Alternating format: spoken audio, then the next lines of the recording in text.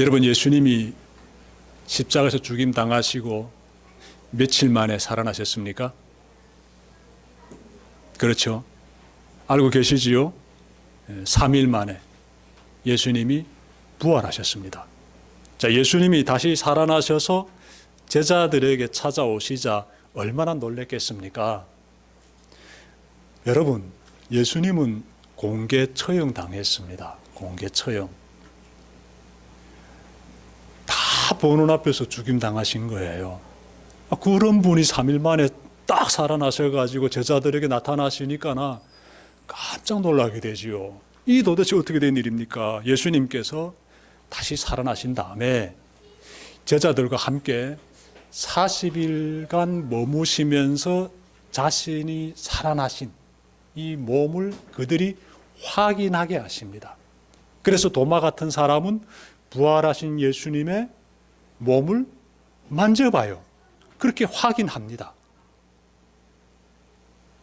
이 못자국 난 손도 만져보고 창에 찔린 옆구리도 만져보는 거예요. 아, 진짜 예수님이 살아나셨구나. 이 도마가 깨닫게 되지요. 예수님께서 이렇게 제자들에게 자신이 다시 살아나셨음을 확인시켜 주시고 또 40일 머무신 다음에 승천하시는데 하늘로 올라가시게 되는데 하늘로 올라가시기 전에 두 가지 가르침을 주십니다. 두 가지. 무엇인가 하면 첫째는 예루살렘을 떠나지 말고 아버지께서 약속하신 성령을 기다리라 라고 말씀하십니다. 너희들 뿔뿔이 흩어지지 마. 예루살렘에서 성령님이 임재하실 때까지 기다리라 라고 예수님께서 말씀해 주시고요. 다음으로 예수님이 어떻게 말씀하시는가 하면 성령이 너희에게 임하시면 너희가 권능을 받고 예루살렘과 온 유대와 사마리아와 땅끝까지 이르러 내 증인이 될 것이다 라고 예수님께서 말씀해 주십니다. 이렇게 예수님이 두 가지에 대해서 말씀해 주시고요. 자, 제자들은 예수님의 말씀을 지켜서 예루살렘을 떠나지 않아요. 성령님이 임하시기를 기다립니다. 자, 그리고 며칠 뒤에 120명의 제자들이 어느 한 집에 모여서 기도를 드리고 있는데 약속하신 성령님이 임하게 됩니다. 그러자 사람들이요, 다른 나라 언어로 말하기 시작합니다. 즉 방언을 하기 시작해요. 방언을. 제자들이 이 120명이나 되는 제자들이 갑자기 다른 나라 언어로 이렇게 방언을 쏟아내게 되자 그 모습을 지켜본 사람들이 있습니다. 오순절이라는 유대인의 큰 명절을 맞이해 가지고 세계 여러 나라에 흩어져 살고 있는 이 유대인들이 예루살렘으로 모여왔거든요. 근데 그 사람들이 예수님의 제자들이 방언하는 걸 보고 깜짝 놀라죠. 이 사람들이 지금 입에서 나오는 말이 내가 살고 있는 그 외국에서 말하는 언어인데 이 사람들 어떻게 그 언어를 알고 있지?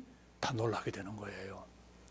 성령이 임하시자 성령의 충만함 가운데서 이 방언을 하게 되는 거예요. 그때 베드로가 자리에서 일어섭니다. 그는 청중을 향해서 굉장한 설교를 하게 돼요. 군중을 향해서 당신들이 하나님의 아들이시고 그리스도이신 예수님을 십자가에 못 박아 주겠다라고 말합니다.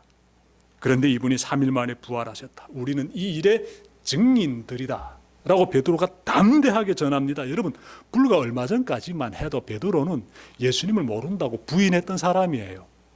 그렇게 자기 목숨을 구하고자 예수님을 어떻게 모른다고 냉철하게 단호하게 뿌리쳤던 사람이 베드로인데 지금은 공개적인 자리에서 많은 사람이 보는 앞에서 예수님은 하나님의 아들이시고 그리스도시라고 지금 증언하는 거예요. 베드로의 증언을 듣고 3,000명이나 되는 사람이 그 자리에서 예수님을 믿게 됩니다. 세례받게 돼요. 굉장한 사건이지요. 자, 이처럼 엄청난 사건이 있은 뒤에 베드로와 요한이 성전으로 기도하러 올라가게 되는데 성전 문 앞에서, 즉 미문이라고 있는데 그곳에서 태어나면서부터 걷지 못하는 한 장애인을 만나게 됩니다. 이 장애인은요, 지나가는 사람들에게 구걸하는 사람이에요. 자, 베드로와 요한을 바라보면서 이 사람들에게서 그 어떤 동정을, 받고자 하는데 베드로가 이렇게 말해요. 은과 금은 내게 없거니와 내게 있는 이것을 내게 주노니 나사렛 예수 그리스도의 이름으로 일어나 걸어라라고 말합니다. 굉장히 놀랍지요. 날 때부터 걷지 못한 사람인데 나이 한 40살 된 남성이에요. 이 사람이 지금 걷지 못해서 이 성전 들어가는 문 앞에 앉아서 구걸하고 있는데 베드로가 나사렛 예수 그리스도의 이름으로 일어나 걸어라라고 말하는 거예요. 돈은 내게 없다. 은과 금은 내게 없다. 예수의 이름으로 말하니 일어나 걸어라라고 말하는 거예요. 그러면서 베드로가 어떻게 하는가? 이 사람의 손을 잡아서 착 잡아당깁니다. 그때 이 사람의 뼈마디, 이 다리에 힘줄이 쫙쫙 들어가면서 자리에서 벌떡 일어나게 돼요. 기적이 일어나게 됩니다. 여러분, 이 사람이 너무 놀라고 기뻐가지고 펑펑 뜁니다. 그냥 너무 좋아가지고 이렇게 되자 많은 사람들이 베드로와 요한 주위에 몰려오게 됩니다. 그들을 에워싸게 돼요. 자, 베드로는 군중들에게 다시금 예수는 그리스도시라고 증언하게 됩니다. 너희는 생명의 주가 되시는 예수님을 죽였다. 하나님의 예수님을 다시 살리셨으니 우리는 이 일의 증인이다 라면서 이제라도 너희들은 회개하고 구원받아라고 베드로가 설교를 합니다. 자, 이 일로 인해서 베드로와 요한은요 감옥에 갇히게 됩니다. 다음 날 유대 법정에 선 두 사람은요 유대 지도자들 앞에서 예수가 그리스도이심을 또다시 담대히 증언하게 돼요. 누구 앞에서? 이 법정을 좌지우지하는 유대 지도자들 앞에서 말입니다. 당시 베드로는 성령의 충만함을 받아가지고 너희가 십자가에 못 박아 죽인 예수님이 죽은 자 가운데서 부활했다. 그러므로 다른 이로서는 구원받을 이름이 없다라고 말합니다. 베드로가 전하는 이 증언의 메시지들은 시종일관합니다. 시종일관해. 너희가 십자가에 못 박아 죽인 예수, 절제 죽임당한 예수는 3일 만에 살아났다라고 지금 말하는 거예요. 예수님의 죽으심과 다시 살아나심에 대해서 변하지 않습니다. 시종일관하게 이 복음을 전하고 있어요. 심지어 유대 지도자 앞에서도요. 그러자 유대 지도자들이 법관들이요 당황해합니다. 이 사람이 어떻게 해야 되나? 많은 사람들이 지금 베드로와 요한을 따르고 있는데 우리가 이 사람에게 어떻게 판결 내려야 되냐? 이 사람이 하나님의 기적을 행해 가지고 날 때부터 걷지 못한 사람을 이렇게 세웠는데 함부로 판결할 수 없는 거예요. 그래서 나가서 예수의 이름으로 말하지 말라고 엄하게 경고를 주고 풀어줍니다. 자유의 몸이 된 베드로와 요한은요 동료들에게 찾아가요. 지금까지 있었던 일을 다 전해줍니다. 그러자 그 동료들이, 그 제자들이요 베드로와 요한의 그 간증을 듣고 은혜 가운데서 하나님께 기도를 드립니다. 그 내용이 24절부터 30절에 나와요. 한번 제가 여러분 들어보십시오. 제 말씀 받들겠습니다. 동료들은 이 말을 듣고서 다 같이 하나님께 부르짖으며 아뢰었다. 하늘과 땅과 바다와 그 안에 있는 모든 것을 지으신 주님, 주님께서는 주님의 종인 우리의 조상 다윗의 입을 빌어서 성령으로 이렇게 말씀하셨습니다. 어찌하여 이방 민족이 날뛰며 무백성이 헛된 일을 꾀하였는가? 세상 임금들이 들고 일어나고 통치자들이 함께 모여서 주님과 그의 메시아에게 대적하였다. 사실 헤롯과 본디오 빌라도가 이방 사람들과 이스라엘 백성과 한패가 되어 이 성에 모여서 주님께서 기름 부으신 거룩한 종 예수를 대적하여 주님의 권능과 뜻으로 미리 정하여 두신 일들을 모두 행하였습니다. 주님, 이제 그들의 위협을 내려다보시고 주님의 종들이 참으로 담대하게 주님의 말씀을 말할 수 있게 해 주십시오. 그리고 주님께서 능력의 손을 뻗치시어 병을 낫게 해 주시고 주님의 거룩한 종 예수의 이름으로 표징과 놀라운 일들이 일어나게 해 주십시오 라고 이 무리가 간절히 부르짖으면서 하나님께 기도를 드립니다. 이 기도의 내용 여러분들 잘 기억하십시오. 이렇게 기도를 하나님께 올려드리자 기도드린 그 자리에 땅이 진동합니다. 이 지진이 터지는 거예요. 땅이 막 진동하고 모두가 성령의 충만함을 느끼게 돼요. 그리하여서 그들이 자신들을 박해하는 세상으로 나가서 복음을 전하게 됩니다. 담대하게 하나님의 말씀을 전하게 돼요. 31절 보십시오. 오늘 우리가 지금 받아하는 말씀이지요. 그들이 기도를 마치니 그들이 모여있는 곳이 흔들리고 그들은 모두 성령으로 충만해서 하나님의 말씀을 담대하게 말하게 되었다라고 합니다. 이 성령의 충만함이 임한 거예요. 우리가 지금까지 살펴본 내용이 무슨 내용인가 하면 이 굉장히 중요한 내용이에요. 사도행전 1장부터 4장이 지금 무슨 내용 말씀하고 있습니까? 교회가 지금 어떻게 세워지고 있는지를 말씀하고 있어요. 교회가 어떻게 세워지고 있는지. 예수님의 제자들이 예수님이 부활 승천하신 다음에 이 세상에 남아가지고 교회를 어떻게 세워가고 있는지를 지금 말씀하고 있어요. 근데 제자들이 교회를 세워가는 그 과정 보니까 정말 결정적인 역할을 하고 계시는 분이 계십니다. 그분이 성령님이세요. 그 성령님이 이 제자들 가운데 함께 하시면서 역사하시자 수천 명의 사람들이 한 번에 막 3,000명, 그 다음에 뭐 5,000명, 이 많은 사람들이 막 교회로 막 들어오는 거예요. 역사가 일어나게 됩니다. 역사가. 성령의 세례를 받게 되고 성령의 충만함을 덧입는 그러한 제자들의 모습을 여러분들이 꼭 기억하시길 바랍니다. 여러분, 우리도요 성령의 세례를 받아야 하고 성령 충만함을 받아야 돼요. 여러분 잘 기억해야 돼요. 제가 두 가지 말씀드렸습니다. 성령의 세례를 받아야 돼요. 예수 믿는 사람들은 꼭 성령 세례 받아야 돼요. 그 다음으로 성령 충만함을 받아야 합니다. 우리가 예수 믿고 나서 이렇게 머리에 물을 뿌리는 의식을 받지요. 물 세례라고도 합니다. 그것이 전부가 아니에요. 성령 세례가 있습니다. 성령의 세례를 받아야 돼요. 성령의 세례가 무엇일까요, 여러분들? 알고 계십니까? 성령의 세례가 무엇일까요? 고린도전서 12장 3절 보게 되면은 성령으로 하지 않게 되면은 누구도 예수는 주라고 고백할 수 없다라고 말씀합니다. 여러분, 예수님을 나의 구원의 주님으로 확실하게 믿습니까? 나는 예수 믿기 때문에 예수님이 피를 믿는 것 때문에 내 죄는 다 깨끗하게 씻김을 받고 나는 천국 갑니다. 나 예수 이름으로 난 천국 갑니다. 이 믿음이 확실합니까, 여러분들? 그 믿음은요, 내가 잘나가지고 그래서 내가 그 믿음을 가지게 된 것이 절대로 아닙니다. 고린도전서 12장 3절을 말씀하고 있죠. 성령님이 임하셨기 때문이에요.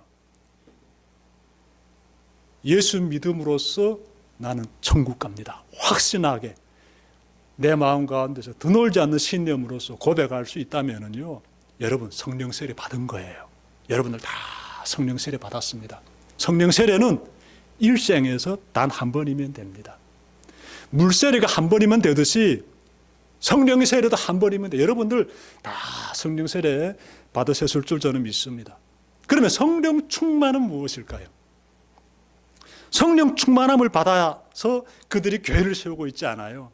성령 충만은 무엇일까요? 여러분, 우리가 좀 성령 충만에 대해서 살펴봐야 되는데 성령 충만할 때 나타나는 모습들이 세 가지 있습니다.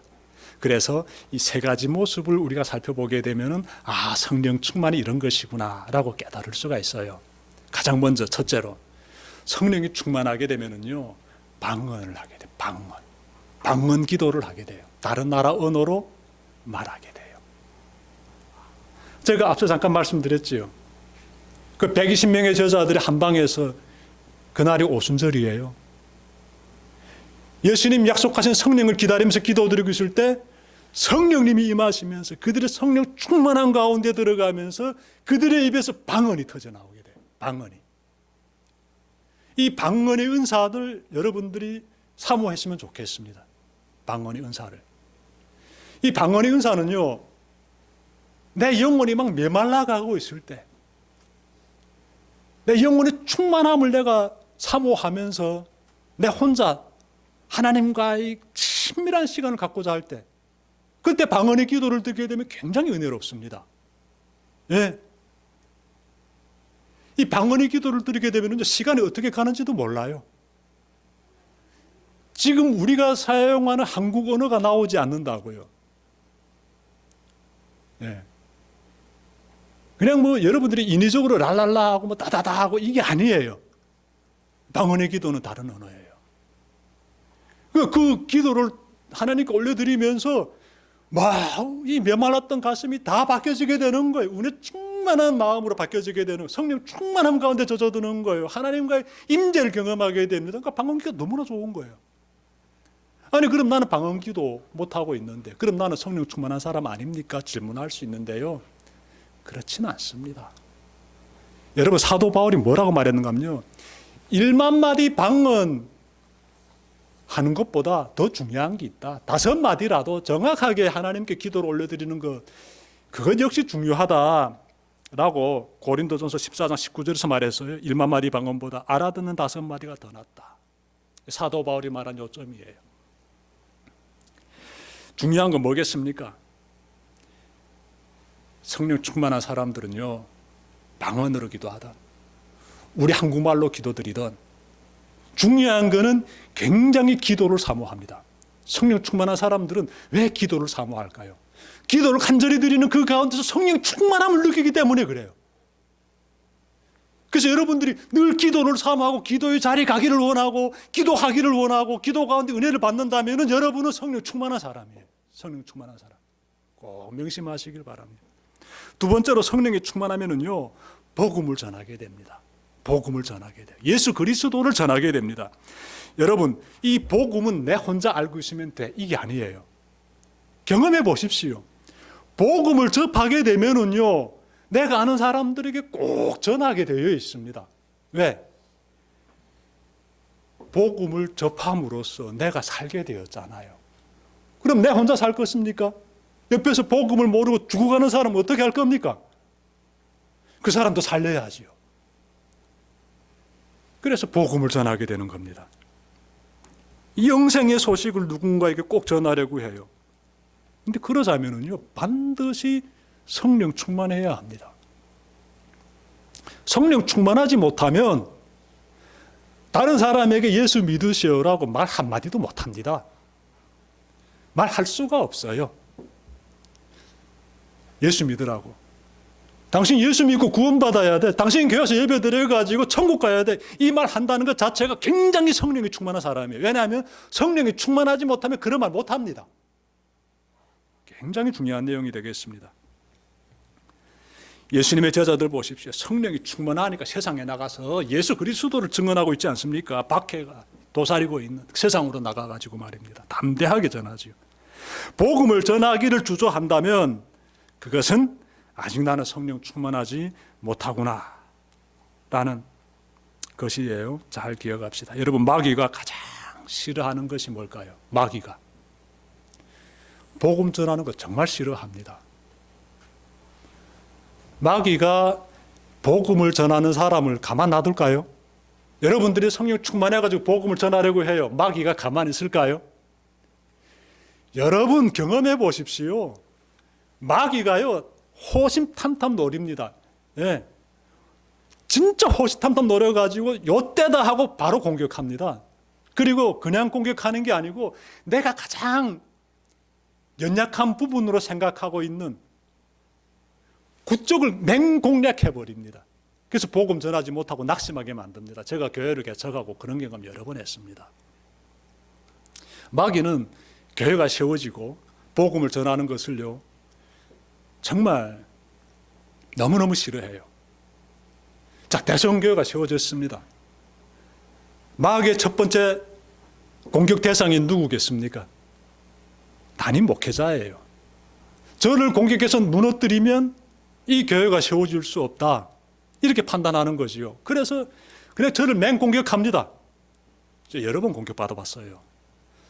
완전히 사람이 공격받게 되면은요, 그때는 그냥 막 혈기가 막 넘쳐날 때니까, 네, 그냥 혈기로서 모든 걸 해결하려고 했던 그런 시간들이 있었어요. 그래서 공격 한번 탁 당하고 나서 자신의 비참함을 경험하게 돼요. 야, 내가 그때 왜 그랬지?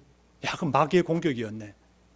시간 지나고 나서 비로소 깨닫게 됩니다. 야, 이 목사는 인격적으로서 주의 종답게 어떤 상황에서도 이 일을 잘 이렇게 은혜롭게 끌고 나가야 되는데 내가 세상적으로 생각하고 마귀가 날 찌른다고 해서 내가 역정을 내고, 야, 내가 그때 왜 그랬지? 이렇게 한탄했던 적이 한두 번이 아닙니다. 마귀의 첫 번째 공격 대상이 목회자다라면은요, 마귀에 이어지는 공격의 대상이 누굴까요? 교회 일꾼들이에요. 이 교회에서 최선을 다하고자 이 교회를 세우기 위해서 목회자와 협력하는 그 사람들을 그 다음에 타겟으로 삼습니다. 그 공격하는 거예요. 여러분들 그런 공격 좀 경험해 보시길 바랍니다. 내가 좀 은혜롭게 믿음을 가지고 교회를 잘 이렇게 섬기기 위해서 뛸까 하게 되면 브레이크가 타고 오는 거예요. 최선을 다할까 하게 되면 넘어뜨리게 만듭니다. 어떻게 하나 복음을 전하지 못하도록 만듭니다. 마귀의 공격을 물리치기 위해서는요, 길은 하나입니다. 기도드려야 돼요. 하나님 성령 충만한 자 되게 해주십시오. 마귀의 공격이 지금 감지됩니다. 내가 가장 약한 부분, 내가 가장 힘들어하는 부분을 지금 마귀가 공격하고 있습니다. 내 힘으로는 이겨낼 수 없습니다. 하나님 도와주십시오. 성령 충만함으로써 이 위기를 잘 이겨낼 수 있도록 도와주십시오 라고 간절히 기도드려야 됩니다. 그러면 하나님이 도와주셔서 하나님이 승리를 이루어내십니다. 그 가운데서 교회가 세워지게 되는 거예요. 우리 힘으로는 안 되는 거예요. 성령 충만하면서 여러분들이 복음을 전하기를 바랍니다. 또 세 번째로 발견되는 것이 성령 충만하게 되면은요, 나눔을 실천하게 됩니다. 나눔을. 사도행전 4장 32절부터 37절에서 나오는데 성령이 충만해지자 이 교회가 뭘 하는가 봤더니요, 가지고 있는 땅을 팔고 가지고 있는 재물을 팔아가지고요, 그 주변에 있는 가난한 사람들에게 나눠줍니다. 그래서 같이 먹고 살아요. 그래서 가난한 사람들이 사라지게 됩니다. 교회로 인하여서. 굉장히 멋있는 모습이지요. 이 세상을 섬기는 자들의 모습이에요. 내 것만 부둥켜 안고 사는 게 아니다라는 거예요. 성령 충만한 사람들이 나눕니다. 내 걸 가지고 누군가에게 나눔을 실천한다? 내가 가지고 있는 걸 가지고 교회를 위해서 기꺼이 드린다? 그것은 다 성령 충만할 때 가능한 일이에요. 성령 충만하게 되면은 내 것이 주님의 것이기 때문에 내 것을 통해서 하나님이 위대하신 일을 이뤄내기 위해서 기꺼이 드리게 됩니다. 여러분들 모두 정말 성령 충만함 가운데서 잘 드리는 것을 삶의 목표로 세우시고 최선을 다하시길 바랍니다. 나는 성령이 충만한 사람인지 한번 스스로 성찰해 보십시오. 내가 번 돈이나 내가 가진 재능이나 내가 가지고 있는 능력으로 어려운 사람을 돕고 있다면 여러분은 성령 충만한 사람이에요. 성령 충만한 사람. 그리고 마귀의 공격을 물리치면서 예수 그리스도의 복음을 불신자들에게 전하고 있다면 여러분들은 성령 충만한 사람이에요. 성령 충만. 항상 기도의 자리를 또 사모하면서, 항상 기도의 능력을 사모하면서, 늘 기도드리면서 하나님의 임재를 경험하면서 살고 있다면 여러분들은 성령 충만한 사람입니다. 성령 충만한 사람. 하나님께서 그러한 여러분들을 통하여 하나님의 구원의 위대한 역사를 정말 아름답게 펼쳐 가시기를 간절히 바랍니다. 기도드립시다.